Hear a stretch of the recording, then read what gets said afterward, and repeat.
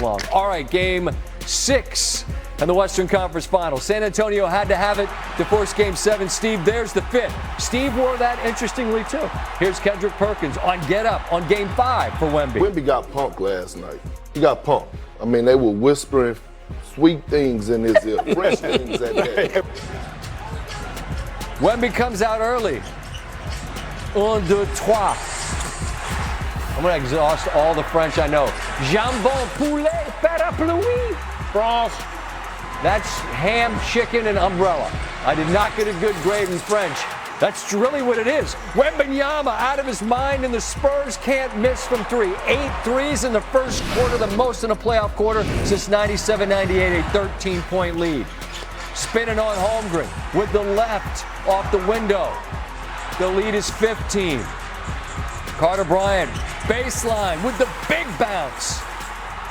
And the Spurs lead by a dozen. Next Thunder possession, Chet Holmgren turned away by Devin Vassell, and he's got something to say. Little chit-chat.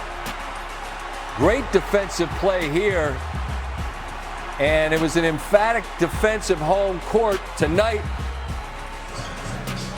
But the Thunder were down just 7 until Wemby hits again from 3. You see, he had 20 in all of game 5. He had more in the first half of game 6. They got the nuns on their side. Everything's coming up Spurs, but still, this team, reigning champs, you better put them to bed. And there's the MVP working on Wembanyama.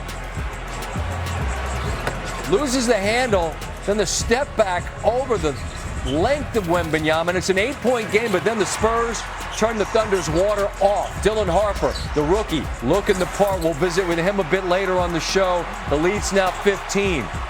5 minutes to go in the third. Stephon Castle, Euro stepping through the lane. It's a 20-0 run for the home team. That's the longest run allowed in the playoffs. Final seconds of the third. A good outlet. They get it to Holmgren. He spins, blocked by Wembanyama. Spurs outscore the Thunder by 19. OKC effectively punts in the fourth. I mean, why waste your energy in a game that you're just not going to come back in? Another alley-oop. Wembanyama, 28, 10 boards, 3 blocks. They win big and force game 7. Here's Wembanyama. This Saturday in OKC, it's do or die for your team. What is the first thing that comes to your mind when you think about game 7? First thing is listening to, the experienced people, whether it's on our team, on our staff, or outside. We got the chance to have plenty of those around. Yeah, Vic, something that your teammates were saying after last game is that you guys have played really well when playing desperate.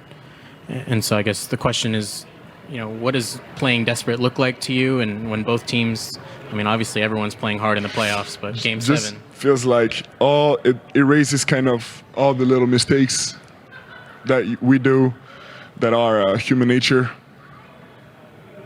whether it's in the regular season or previous games.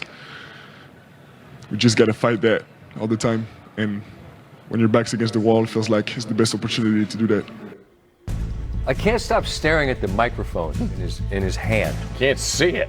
There have been over 200 teams to face elimination in the conference finals. The margin of victory in this one ties the 4th largest in any of those elimination games. Good news for San Antonio. The bad news, the 2018 Warriors are the only team on this list who went on to win the series. The benefit of Oklahoma City's regular season brilliance is that they have home court for this deciding game 7. Shai Gilgeous-Alexander on the level of confidence he will take in to that game Saturday night. Anything can happen in a game 7. Like, it's win or go home. It being in your building is nice, but it doesn't really mean anything. Like, you have to go out there and be the better basketball team, or else your season's done, and that's what it comes down to. Now it's gonna be nice having our fans behind us and cheering us, but we got to go out there and be better. And if we're not better, our season will be over. We talk so much about the other guys that are fighting through stuff, but how much mental and physical fatigue do you have, and how are you fighting through it? Oh, I'm good. I'm ready to go. Biggest game of my career. Yeah. Is it the biggest game? It's the next game, and if I lose, my season's over. Interesting context there. Shea hoping to get back to the level of efficiency which has led him to winning back-to-back most valuable players.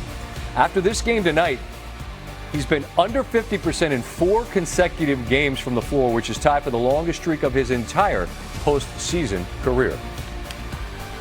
Joined out by Brian Windhorst to discuss Game 6, which means Game 7 is coming in Oklahoma City. And Brian, this Game 1 was legendary, and since then it's been largely significant outcomes in one direction or another. And so, yeah, it's a Game 7, but if we get Game 1 and Game 7, then sure, it's legendary. As for Game 6, what was the differentiator in your mind for what San Antonio did that they hadn't prior? Well, I'll tell you what, you hit 8 3-pointers in an elimination game in the first quarter, you're going to feel pretty good about yourself. And I think that hot shooting early on really took the pressure off. I like that they started inside. Victor went inside for his first few looks and then played inside out, and I think that helped him. But that really applied pressure. And I'll tell you one thing, Oklahoma City has got to get off to better starts. They have been continually putting themselves in a hole. But you know, I thought Oklahoma City was okay in this game because the Spurs played with such passion and energy, and the Thunder sort of held their control and were in decent shape. I did not see that 20-0 run coming in the third quarter. And look, one thing I'll say about the Spurs, and I've said this repeatedly now for a month, every time they face some adversity in this postseason, whether it was the concussion with Wemby in round 1, the ejection with the elbow in round 2, getting behind after losses in 2 and 3 in this series, and here facing elimination for the first time in the postseason, they have always answered. And not just Wemby, all of them have answered, which leads me to believe we may get that close game on Sunday, because I kind of think they're going to answer then too. I hope we do. Saturday. Game 7, I'll get that information in my ear. I don't know what day of the week it is right now. But in terms of what travels for San Antonio, because they're going to walk into the belly of the beast. You and I have both been there. That is a phenomenal venue, and they are going to be ready to back their squad. What did San Antonio do outside of making 8 first-quarter threes that you feel like they can bank on and take with them? Yeah, there's a couple of boxes they checked tonight that really helped beyond just the shooting. First off, they didn't turn the ball over. I cannot tell you, every team knows that you can't let Oklahoma City take the ball from you, but doing it is a different thing. So they kept down those fast break baskets. And when you do that, you really level the playing field. If they can somehow, and I mean, it is not easy, if they can somehow win or play the possession game just even in Game 7, it changes their profile, their risk profile altogether. The second thing they did, and I know that this is always going to be a topic of conversation, they kept the Thunder off the line. I think the Thunder had 12 free throws in this game. As you may have heard, Shea had 17 by himself in Game 5. So, look, those are two really big things that are easy to say and hard to do, but they are got to be top line of the game plan going in to Game 7, where, look, you know the Thunder are going to be confident.